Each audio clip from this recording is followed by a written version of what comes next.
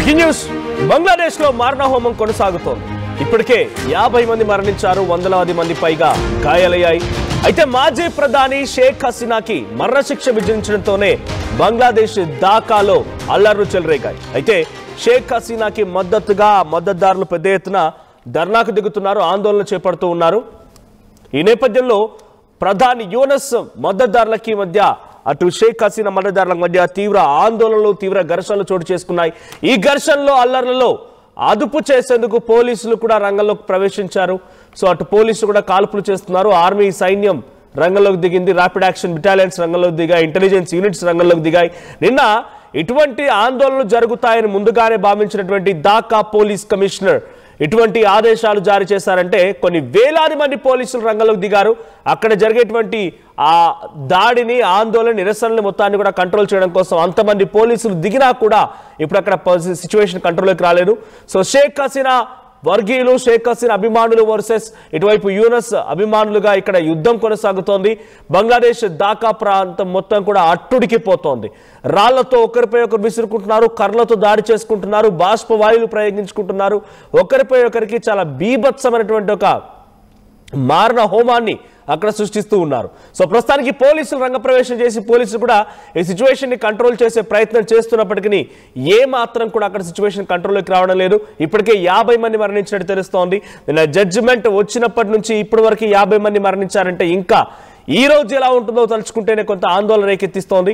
So మరణశిక్షణ పడినటువంటి హసీనాను తమకు అప్పగించాలని కూడా ఇటు యూనస్ ప్రభుత్వం భారత్ ని రిక్వెస్ట్ చేసింది.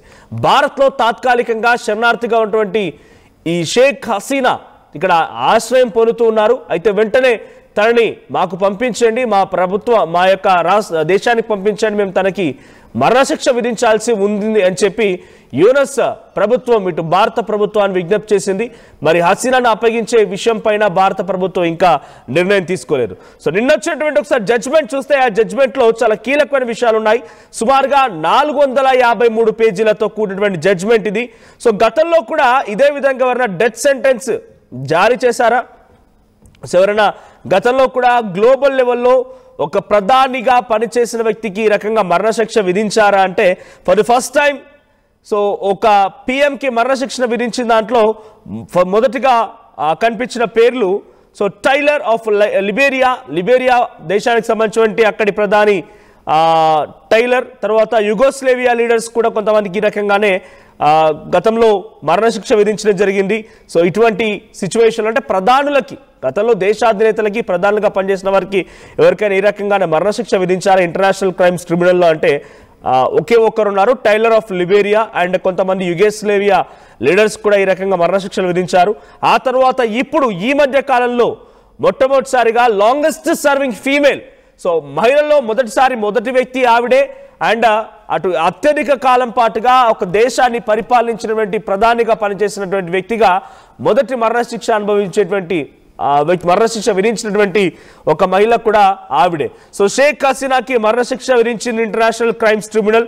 సో మరి ఏ ఫ్యాక్టర్స్ ని పరిగణలోకి తీసుకుంది అంటే కనుక సో ఇంటర్నేషనల్ క్రైమ్స్ ట్రిబ్యునల్ తీసుకున్నటువంటి ఫ్యాక్టర్స్ ముందుగా డెత్ పెనాల్టీ ఒకటి తనకి కన్ఫర్మ్ చేసింది, మరణశిక్ష కన్ఫర్మ్ చేసింది. అండ్ మరికొంతమందికి ఏమో లైఫ్ ఇంప్రిజన్మెంట్. సో షేక్ హసీనాతో పాటుగా అప్పుడు తన హయాంలో హోమ్ మినిస్టర్గా పనిచేసినటువంటి అసాదుజామన్ ఖాన్ అనేటువంటి ఆ హోమ్ మినిస్టర్కి ఆయనకు కూడా డెత్ సెంటెన్స్ కన్ఫర్మ్ చేసి మరణశిక్ష విధించింది.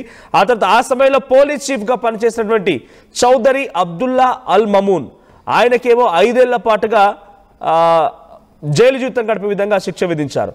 సో దీంట్లో ప్రజెంట్ తను దేశం వదిలి పారిపోయారు, భారత్లో ఆశ్రయం పొందుతూ ఉన్నారు.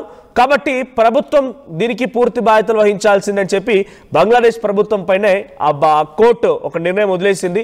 సో బంగ్లాదేశ్ ప్రభుత్వం ఇప్పుడు భారత్ని విజ్ఞప్తి చేసింది, మాకు ఎలాగైనా షేక్ హసీనాని తిరిగి వెనక్కి పంపించండి, తనకి ఇక్కడ తప్పులు చేసినందుకు గాను మాకు న్యాయస్థానాలు ఇక్కడ తనకి మరణశిక్ష విధించాయని రకంగా భారత ప్రభుత్వాన్ని విజ్ఞప్తి చేసింది యూనస్ ప్రభుత్వం. మరి ఇప్పటివరకు భారత ప్రభుత్వం ఎటువంటి రియాక్షన్ ఇవ్వలేదు. బట్ బంగ్లాదేశ్లో ఒక మారణ హోమం కొనసాగుతోంది. ఒకసారి ఆ విజువల్ చూద్దాం, ఎటువంటి సిచ్యువేషన్ ఉంది, ఎటువంటి మారణ హోమం కొనసాగుతుంది, ఇరు వర్గీయుల మధ్య ఎటువంటి ఘర్షణ వాతావరణం నెలకొందనేది.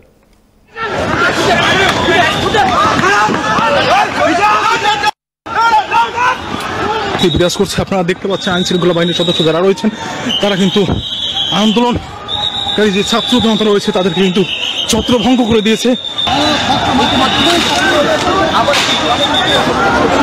দর্শক, আবারও কিন্তু উত্তল হয়ে উঠেছে।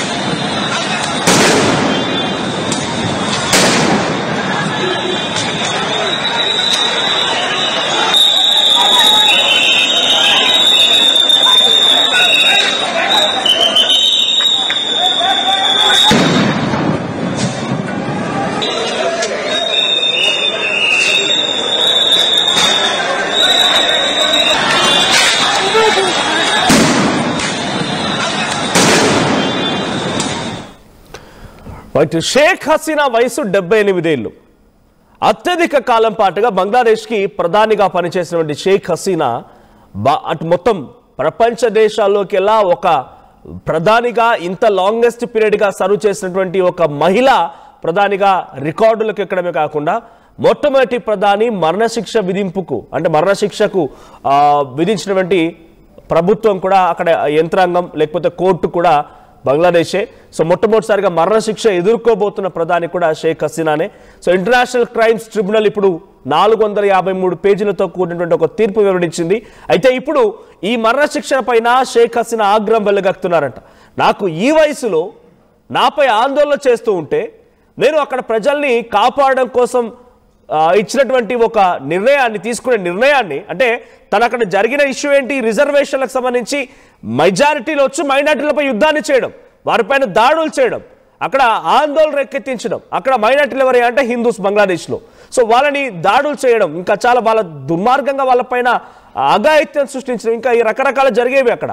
సో ఆ సిచ్యువేషన్లో దాన్ని కంట్రోల్లోకి తీసుకోవడం కోసం నేను ఇచ్చినటువంటి ఒక నిర్ణయాన్ని ఒక ఆర్డర్ని ఇంత దుర్మార్గంగా చూస్తారా? నేను హ్యుమానిటీ లేని వ్యక్తిగా కనిపించానా? ప్రభుత్వాన్ని నడిపించిన రోజులు హ్యుమానిటీ వ్యక్తిగా నడిపించలేదా? చివరాకరణ ఉద్యమం జరుగుతూ ఉంటే ఆ ఉద్యమాన్ని ఎలా కంట్రోల్ చేయాలని చెప్పి నేను ఆలోచన చేసిన దానికి నన్ను ఇంత ఒక మానవత్వం లేని వ్యక్తిగా చిత్రీకరిస్తారా? బంగ్లాదేశ్ని నేను చాలా కాలం పాటుగా అక్కడ సర్వ్ చేశాను. సో ఆ సిచ్యువేషన్లో నన్ను ఈ రకంగా దుర్మార్గంగా బంగ్లాదేశ్ నుంచి పంపించడమే కాకుండా సో అక్కడ జరిగేటువంటి సిచ్యువేషన్ని కంట్రోల్లోకి తీసుకురావాలంటే నన్ను ఈ సిచ్యువేషన్ని కంట్రోల్ తీసుకోవడం కోసం తీసుకున్నటువంటి ఒక నిర్ణయాన్ని 20 ఏళ్ల పాటుగా తను పరిపాలించి మొదటి టర్మ్ వచ్చేసి 1996 నుంచి 2001 5 ఇయర్స్, సెకండ్ టర్మ్ 2009 నుంచి 2014 5 years, and 2014 to 2019 మళ్ళొక 5 years, and 2019 to 2024 5 years. మొత్తంగా 20 ఏళ్ల పాటుగా 20 ఏళ్ల 7 నెలల కాలం పాటుగా పరిపాలించిన రోజు ఏ ఒక్క రోజు కూడా నేను మానవత్వం లేని వ్యక్తిని అని గుర్తు రాలేదా? ఆ రోజు హ్యుమానిటీ కనిపించలేదా? ఆ రోజు మీకు తప్పనిపించలేదు. కానీ నేను ఎప్పుడైతే సిచ్యువేషన్ అండర్ కంట్రోల్లోకి తీసుకురావాలని చెప్పి నేను నా వంతు ప్రయత్నంగా నాకున్నటువంటి అధికారాలను ఉపయోగించి నేను పలు నిర్ణయాలు తీసుకుంటే ఆ నిర్ణయాలకు సంబంధించి జరిగినటువంటి పరిణామాలను నన్ను బాధ్యులని చేసి నన్ను మరణశిక్ష విధిస్తారని చెప్పి తను సైతం ఆగ్రహం వెలగక్కుతున్నారట.